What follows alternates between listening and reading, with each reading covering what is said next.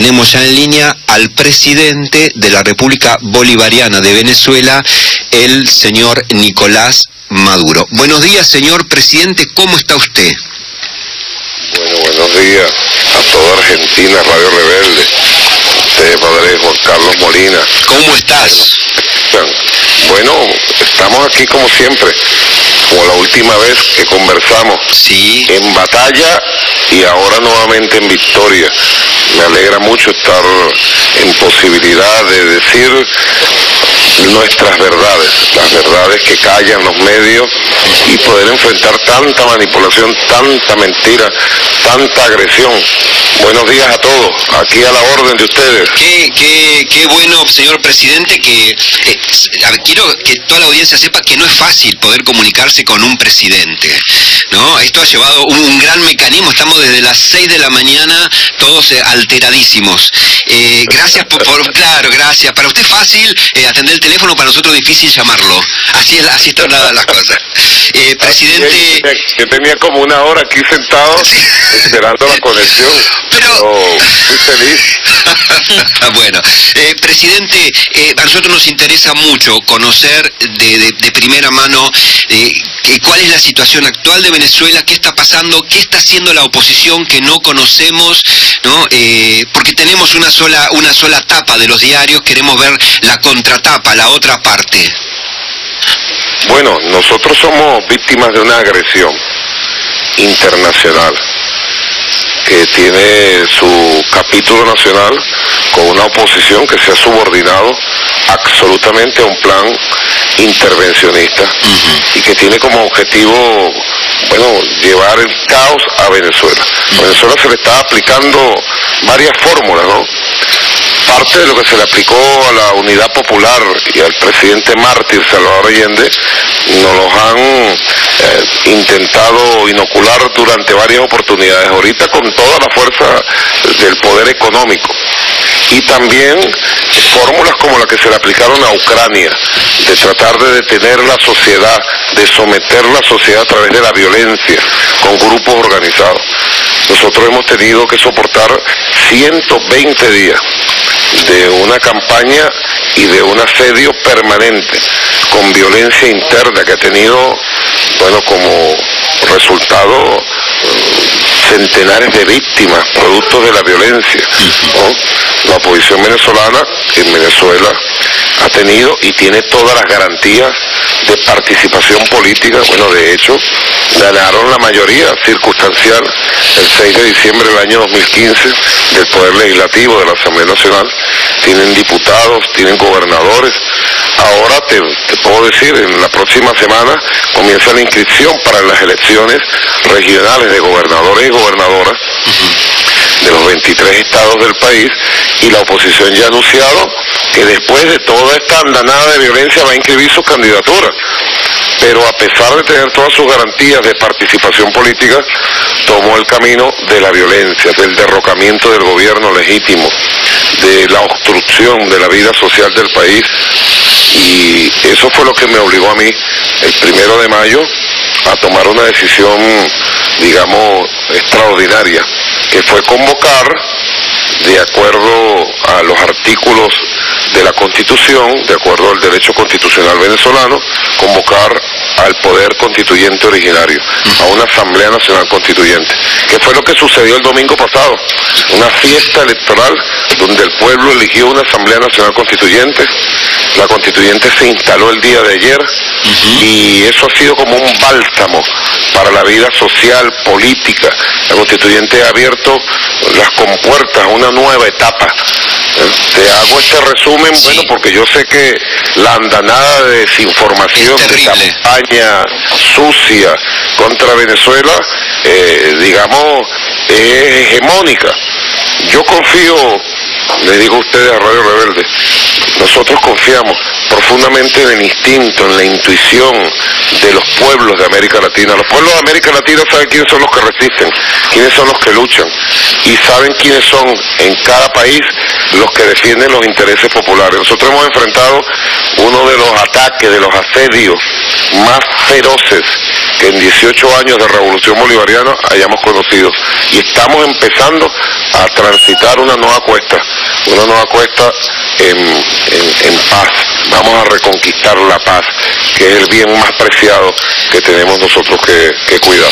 Presidente, ¿cuál es el interés que tiene Estados Unidos en derrocar el gobierno elegido democráticamente, legítimamente? ¿Qué busca Estados Unidos, con este ataque? ¿Qué hay de fondo? Dos cosas. Históricamente, Estados Unidos se ha creído el dueño de América Latina y el Caribe. Nos han considerado su patio trasero, con diversas variantes, ¿no? En el caso, por ejemplo, cuando existe un Obama, no lo dice lo contrario. Obama dice, cuando fue presidente, bueno, por su propia tradición política, que él está en contra de la visión monroísta, que está en contra de esa visión de vernos como patrio trasero, aunque busque los mismos intereses. Pero en el caso de los republicanos, y en el caso específico de este experimento extraño que es Donald Trump en los Estados Unidos, ¿no? Y la llegada de los extremistas, de los lobistas, de los multimillonarios a las posiciones de poder más sensibles del imperio estadounidense, ellos vienen por la calle del medio a dar órdenes, a mandar, a tratar a los gobernantes como sus empleados domésticos, ¿no? ¿Cuál es el interés? Al final, en el caso específico de Venezuela, nuestra inmensa riqueza petrolera, gasífera y mineral. Venezuela tiene, como ustedes saben, la reserva petrolera más grande del mundo, la más importante, además certificada. Comandante Hugo Chávez tomó las previsiones para certificarla. Venezuela, bueno, está apenas en barco a 3 días de las costas de los Estados Unidos. Claro. Durante casi 100 años. 100 años. Venezuela, antes de la llegada de la Revolución Bolivariana, fue considerada y manejada como una especie de factoría petrolera, ¿no? Pero a eso le tienes que sumar, nosotros estamos certificando ahorita lo que pudiera ser la 4ª reserva de gas del mundo. Estamos certificando lo que pudiera ser la primera o segunda reserva de oro del mundo, reservas de diamante, cobre, hierro, aluminio, entre lo que son las riquezas naturales, ¿no? Que seguramente desviven de locura a aquellos que consideran que pueden repartirse las riquezas del mundo. Eso es lo primero. Y en segundo lugar, en Venezuela desde hace 18 años ocurre una revolución de dignidad, de independencia, una revolución socialista del siglo XXI.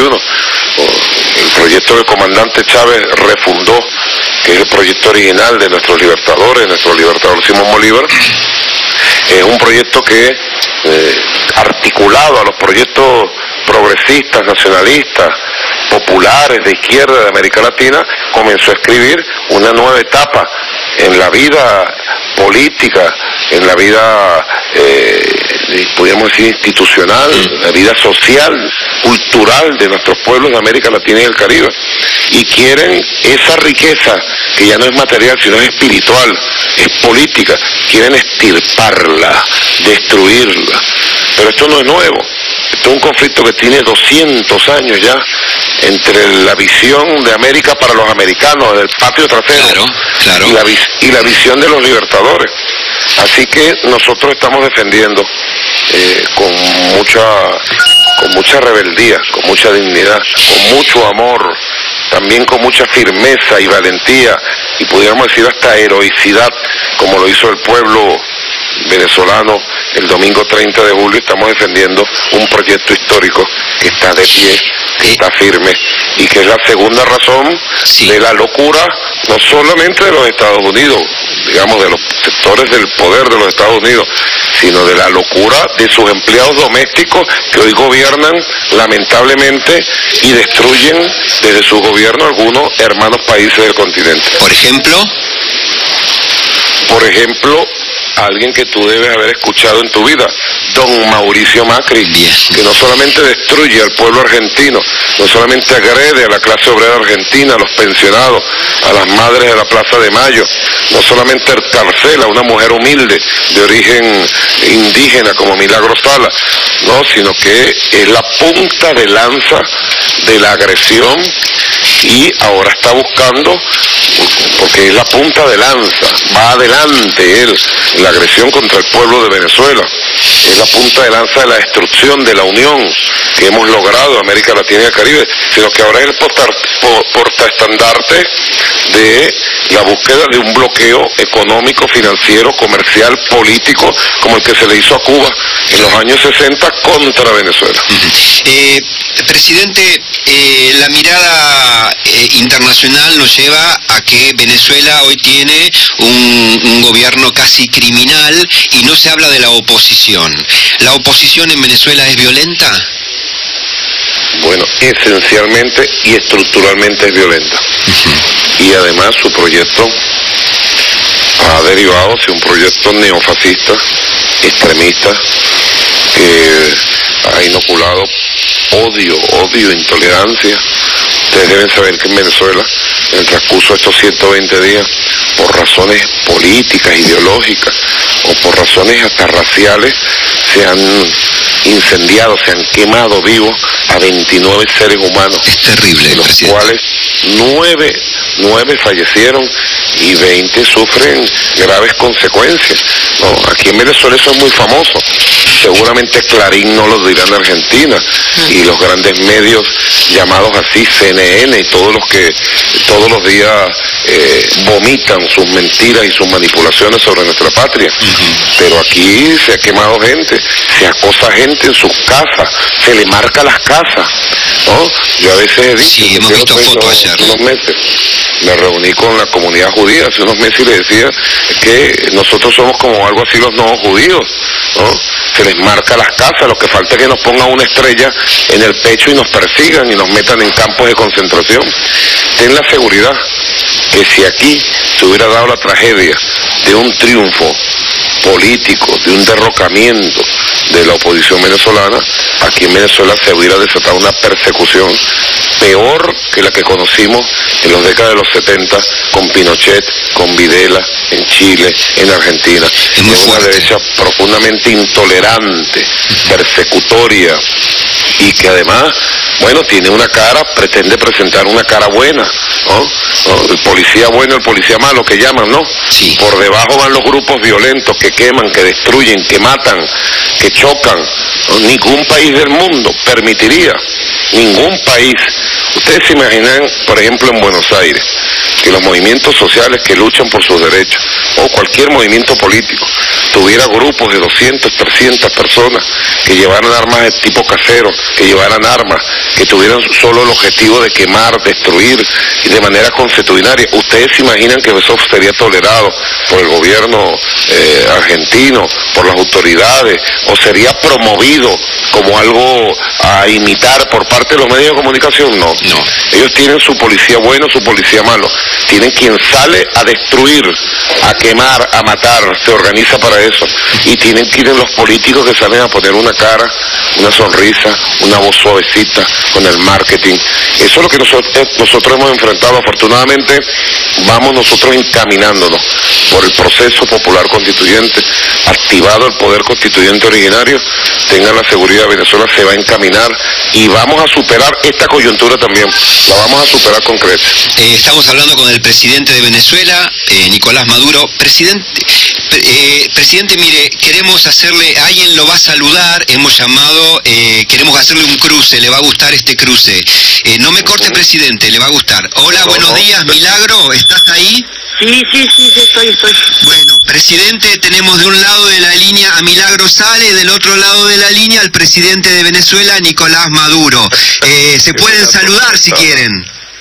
Qué buena sorpresa, Milagro, que Dios te bendiga. Un gran abrazo, hermana, toda mi solidaridad, todo mi cariño. Y lo mismo para usted también, querido presidente, lo mismo para usted, toda mi solidaridad y fuerza que en esto usted la va a ganar, ¿sí? Así es, te digo lo mismo, Milagro, estamos igual.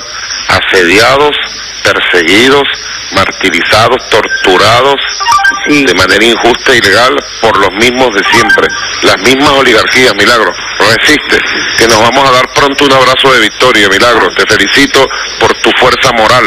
Resiste, que nosotros llevamos en nuestra alma el espíritu rebelde de los libertadores. Me alegra mucho esta sorpresa. La verdad que fue una sorpresa muy fuerte, querido presidente. Bueno, me alegra que los dos se hayan sorprendido y que haya sido por Radio Rebelde en este momento. Sabe, señor presidente, que la Comisión Interamericana de Derechos Humanos ha pedido que Milagro no esté más encarcelada, no esté más en la cárcel.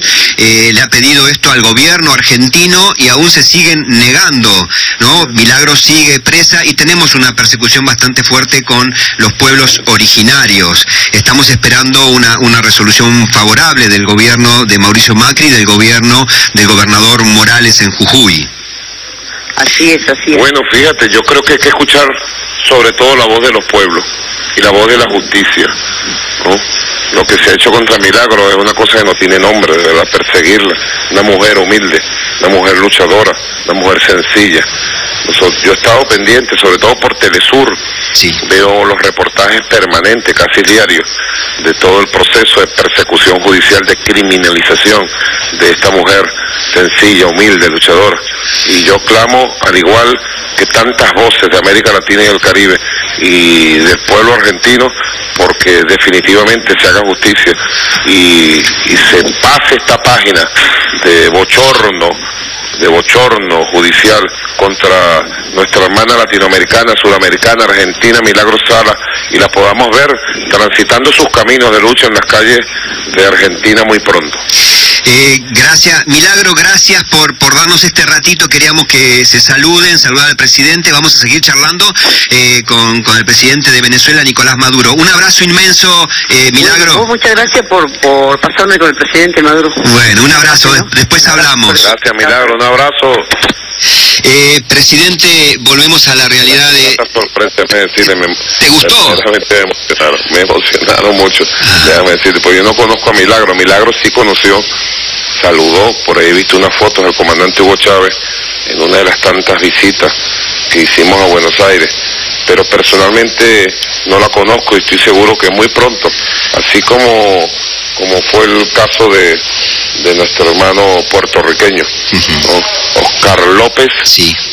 Que de tanta lucha, Oscar López Rivera, de tanta lucha, mira, alguna gente no daba con posibilidad y después de tanta lucha logramos su liberación, así como fue el caso de los 5 héroes cubanos, que parecía que era imposible que salieran del hueco, de las mazmorras, de las cárceles gringas, logramos su liberación.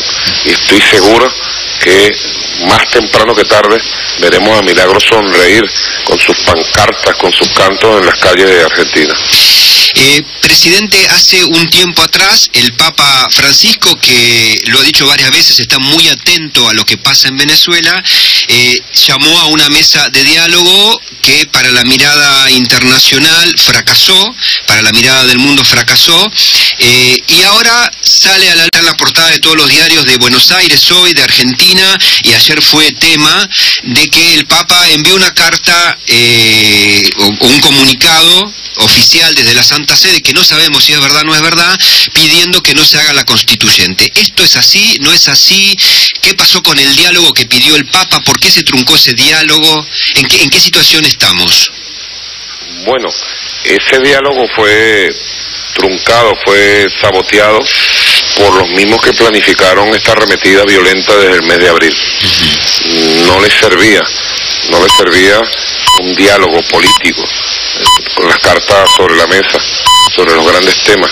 Si el diálogo hubiera continuado hace mucho tiempo, muchas de las cosas que demandaban inclusive los sectores políticos de oposición y muchos sectores de la sociedad, los hubiéramos acordado.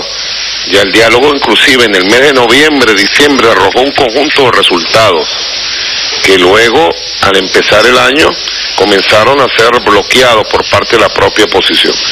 Sabotear el diálogo fue parte de la estrategia para emprender esta campaña de violencia.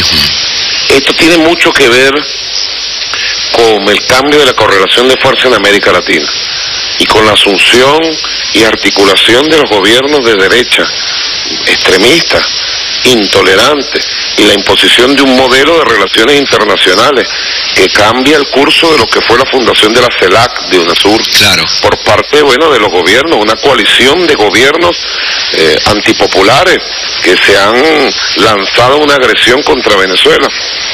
Tiene mucho que ver con esto, ¿no? La articulación de un grupo de gobiernos muy antipopulares porque el pueblo los rechaza, pero antipopulares porque hacen políticas contra el pueblo, de México, Colombia, Perú, Argentina, el golpe de Estado en Brasil, mira, no es cosa poca, pudiéramos decir, ¿no?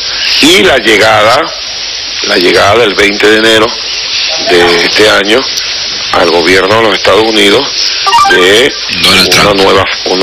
otra situación, totalmente distinta.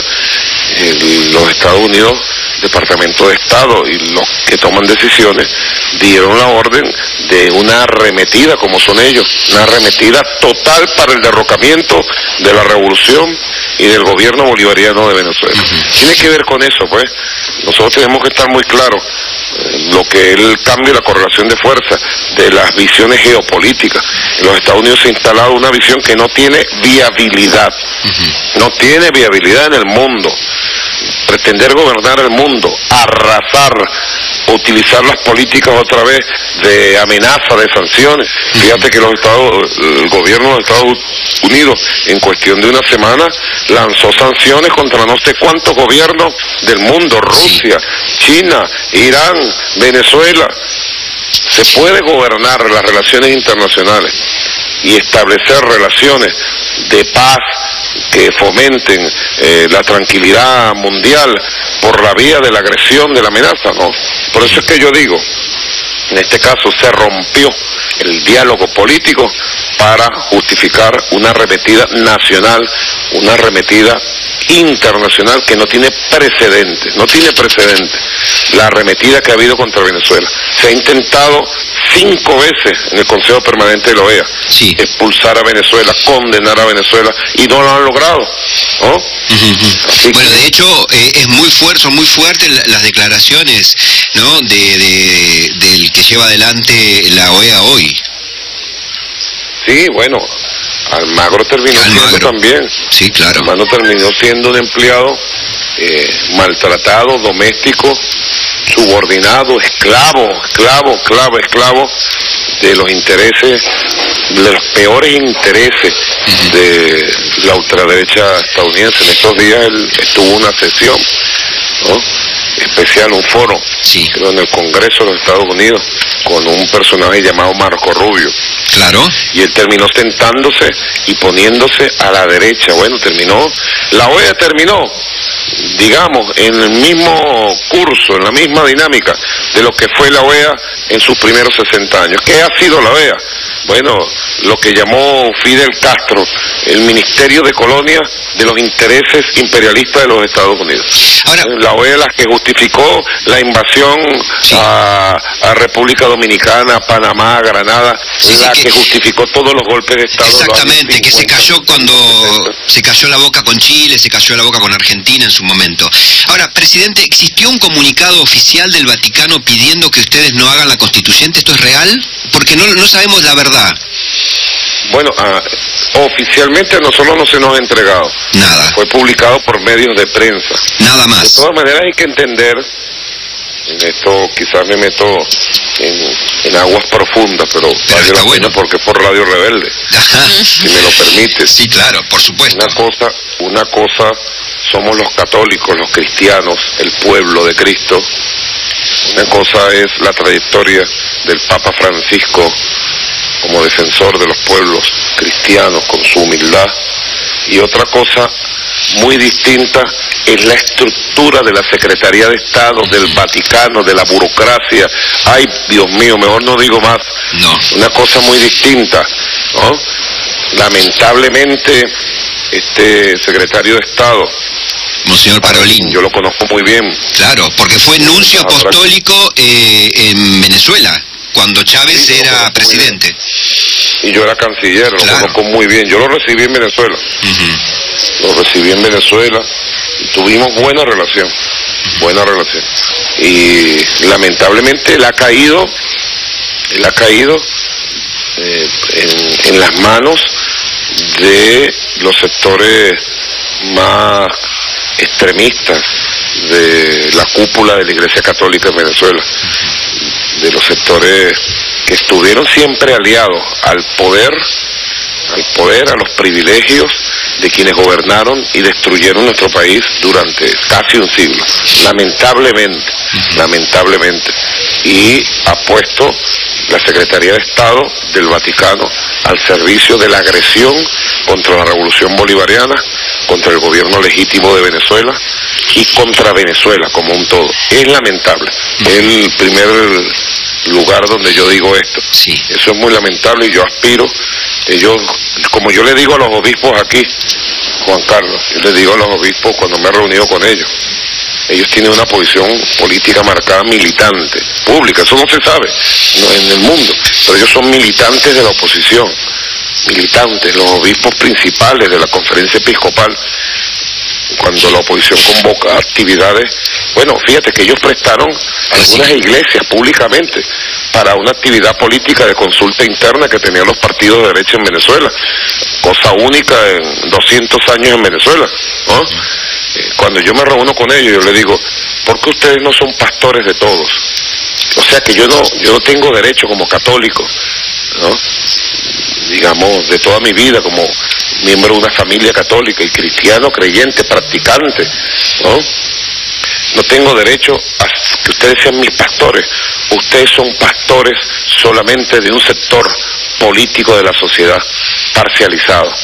Yo creo que aquí ha habido una degeneración de la práctica del liderazgo religioso, no han querido rectificar.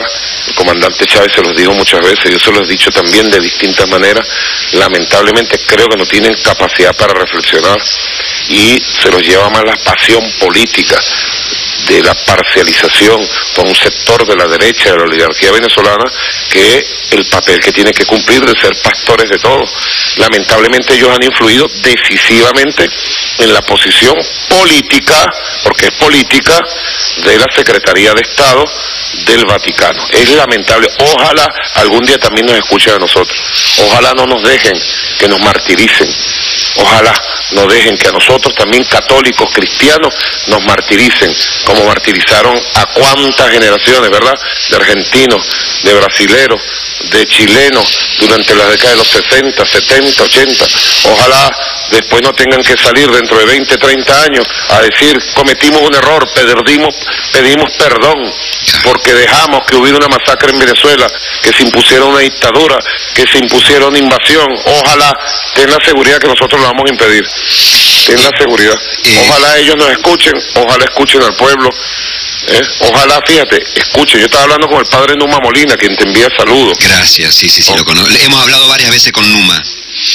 Sí, le decía a Numa que en el caso de la constituyente, de la Asamblea Nacional Constituyente, del proceso popular constituyente, ojalá esa Secretaría de Estado escuchara la voz de millones de hombres y mujeres que de manera heroica salieron a votar, a enfrentar las barricadas, las balas, las agresiones, la intimidación en sus hogares. Millones de personas salieron en medio casi de una guerra que declararon en varios municipios del país y obtuvimos lo que se llama un día de renacimiento, un día heroico, de una Venezuela heroica que existe, aunque no la muestre CNN ni Clarín. Presidente, estuvo con prisión domiciliaria López y volvió a la cárcel común. ¿Cuál fue el motivo? ¿Qué pasó?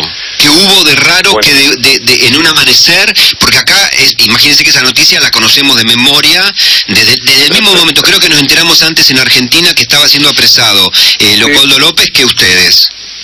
Así es, porque forma parte de la mediática mundial, del modelo, el guión que se establece, porque los sectores de poder de Estados Unidos han decidido que ese señor es el líder y tiene que ser el presidente de Venezuela. Ellos lo decidieron.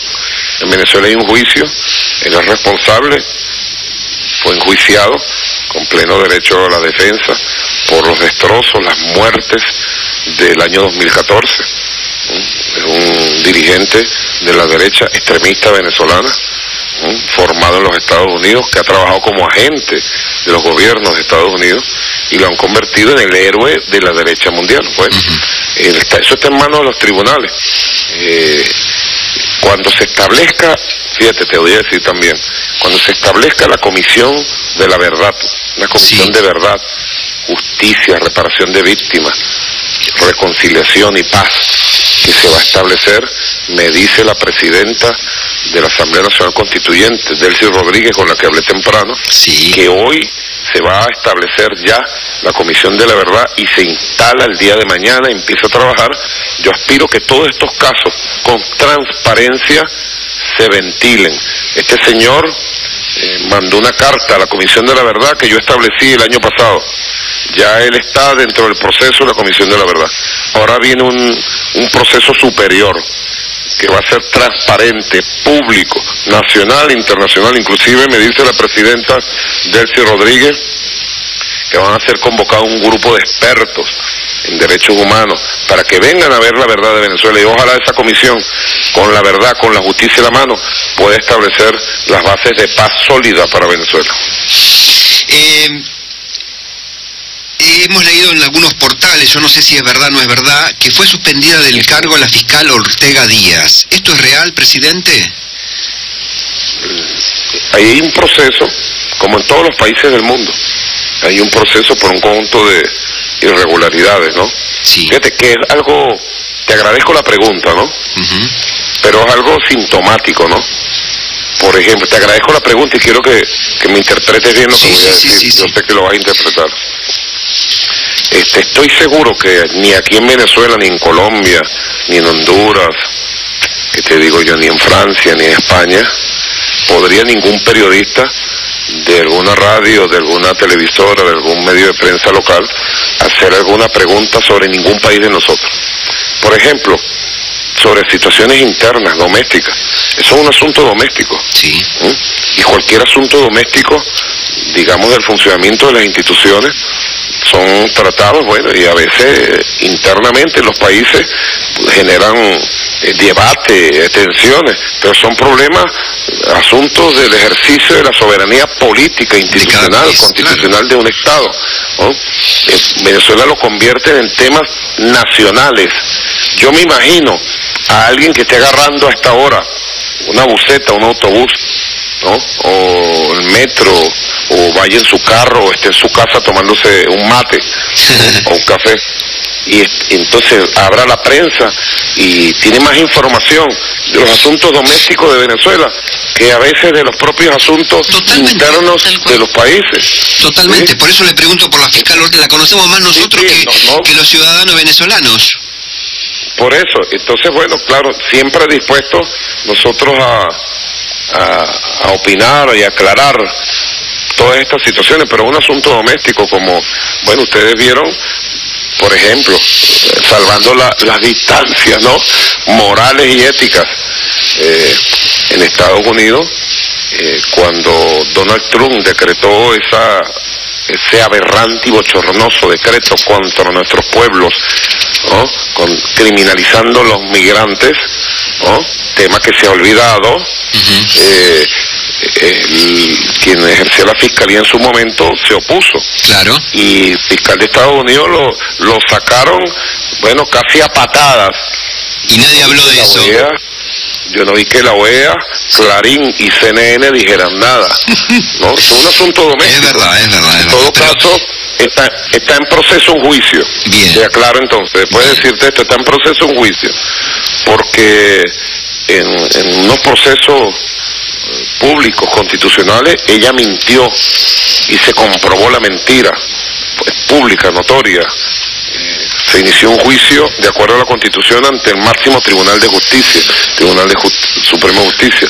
Ella se negó a asistir, mandó unos apoderados y el juicio está en pleno desarrollo. Bien. Esperemos que ese proceso continúe con plenas garantías, y el asunto doméstico del ejercicio de la constitucionalidad en Venezuela, bueno, se cumplan los pasos que haya que cumplir y se tomen las decisiones ajustadas a derecho de acuerdo a un país independiente, soberano y libre como Venezuela, como son todos nuestros países. Hace unos días atrás se hizo en Mendoza, acá en República Argentina, la cumbre del Mercosur. Se trabajó mucho, el presidente Temer de Brasil y el presidente Macri trabajaron mucho para que se diera el apartamiento de Venezuela del Mercosur. Uruguay no prestó su voto, pero ahora pareciera que se están lobeando, que se está trabajando nuevamente. De hecho, ayer el canciller de Argentina se reunió con el canciller uruguayo y estaría la luz verde para sacar del Mercosur a Venezuela. ¿Sabe algo? ¿Esto es así? ¿Cómo ve la cosa? ¿Sale Venezuela del Mercosur? A Venezuela no la sacarán del Mercosur jamás, porque nosotros es como que nos sacaran de aquí, cortaran del mapa nuestro territorio y nos expulsaran de América. Nosotros somos Mercosur, de alma, de corazón, de vida, y unas oligarquías golpistas como la de Brasil y una oligarquía miserable como la que gobierna Argentina podrán intentarlo 1000 veces, pero nosotros siempre estaremos ahí, siempre estaremos. Ellos quedarán marcados para la historia, anótalo, porque nosotros seguiremos hablando muchos años, quedarán marcados para la historia como quedaron marcados los que persiguieron gente honorable y pueblos honorables de este continente durante siglos. Esta lucha nos lleva muchos años y bueno, ellos tienen una correlación de fuerza favorable a la exclusión, a la persecución ideológica. Esto es la ideologización de Mercosur, la persecución ideológica. La triple alianza, pues, volvió la triple alianza, ahora contra Venezuela. Bueno, seguiremos nosotros con nuestra verdad defendiéndonos y nadie nos sacará de Mercosur. Así tomen medidas ilegales como las que han tomado. Nosotros estamos de acuerdo al Tratado de Europreto, llevando todos nuestros recursos y demostrando la verdad. Venezuela ha cumplido más con Mercosur que los propios países fundadores. Eso le da vergüenza a ellos escucharlo. Nosotros hemos cumplido más todos los acuerdos de adhesión, de las normas. Recuerda que yo fui canciller. Sí, claro. Yo fui el canciller con quien ingresamos al Mercosur con nuestro comandante Hugo Chávez. No es tiempo de expulsiones, de divisiones, de destrucción de Mercosur, es tiempo más bien de unirnos y de generar un bloque económico, comercial, de potencia de desarrollo, de integración de las cadenas productivas. No, pero lo que pasa es que, ¿cómo puede actuar Temer, pues? Un hombre repudiado por el 95%, que dio un golpe de Estado, ¿no? Para nosotros inclusive es una medalla de honor que un gobierno como el de Temer y el de Macri nos acusen, ¿entiendes? Pasará la historia, ellos se irán y nosotros quedaremos aquí y tendremos nuestra medalla de honor de haber sido atacados y acusados, y a Venezuela no nos saca nadie de Mercosur, así hagan ellos las ilegalidades, así nos metan presos como a Milagro Sala, hagan lo que hagan, nosotros seguiremos siendo Mercosur, y ustedes verán, la historia es larga y la historia nos pertenece, como dice una canción por ahí. Me dio pie con esto de la medalla, no sé si les llegó la noticia, el presidente de Argentina, Mauricio Macri, ayer lanzó un tuit vía Twitter, dijo que le van a quitar la condecoración de la Orden de San Martín que le entregó en su momento el gobierno anterior. ¿Le van a quitar la Orden de San Martín, presidente? Bueno, aquí lo espero para que me la quite. Aquí lo estoy esperando cuando viene para que me la quite. Esa orden me la dio el pueblo argentino. Y no me la dio a mí, se la dio al pueblo de Venezuela, a las luchas nuestras de todos estos años. Yo diría, mira, la obsesión es una obsesión fatal que tiene el señor Macri con Venezuela, con la revolución bolivariana, no es normal. Ojalá él tuviera esa obsesión para generar empleo en Argentina. Ojalá tuviera esa obsesión para atender a los pensionados, a los viejitos, a las viejitas. Ojalá tuviera esa obsesión para mejorar la salud del pueblo argentino. Ojalá tuviera esa obsesión para recorrer los barrios, las calles, porque no sale de su palacio. Ojalá tuviera esa obsesión para atender a Argentina, las causas buenas de la Argentina, y no tuviera una obsesión diaria como empleado doméstico de los círculos de poder de Washington. Parece que tiene una competencia para superar a quienes tuvieron aquella relación carnal, nefasta, que se vea en el retrato de dónde están hoy los que se arrodillaron al imperio yanqui, que se ve en el retrato dónde están hoy. Tiene una obsesión fatal, y la obsesión fatal lo va a llevar a seguir cometiendo errores. En todo caso, esa condecoración que lleva la marca, la fuerza histórica del gran libertador José de San Martín, la tiene el pueblo de Venezuela y siempre la va a tener, y no se la va a quitar ni Macri, ni 1000 Macri que quieran quitársela. Eso le pertenece al pueblo venezolano, y él queda como un ridículo al decir estas cosas, ¿vale? Que se ocupe de los problemas de Argentina y deje su obsesión fatal con Venezuela. ¿Sigue bailando con su mujer, bailando salsa? Sí, mira, me está llamando por teléfono ahorita. Dios mío. Pero usted le dice que está hablando con el cura de Argentina y ya está. Y mira, estoy hablando con Argentina, Silvia. Sí. Y me está preguntando en este momento si seguimos bailando salsa. Presidente, sí, siempre. Presidente, esperemos que la constituyente sirva para empoderar al pueblo, para que el pueblo siga teniendo derechos. La conozco a Delcy, va a ser un gran trabajo. Nada, y le damos fuerza desde acá, desde Argentina, y gracias nuevamente por regalarnos este rato. Hemos hablado casi una hora, presidente, 50 minutos, le hemos robado 50 minutos de su tiempo. No es tan fácil. Nada, gracias de verdad, y hasta la victoria siempre. Hasta la victoria siempre. Aquí estamos en proceso popular constituyente, buscando un renacimiento de las fuerzas democráticas, populares, revolucionarias de Venezuela. Y tengan la seguridad que más allá de la manipulación hay una verdad. Es la verdad profunda de una Venezuela heroica, que ama a Argentina.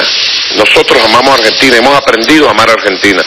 Y nosotros cuando oímos el nombre de Argentina, sentimos la grandeza de un pueblo, de verdad. Un pueblo que se está levantando y que va a retomar sus caminos de historia. Muchas gracias, pues, que Dios bendiga a Argentina. Que Dios bendiga a Argentina y que Dios bendiga a Venezuela.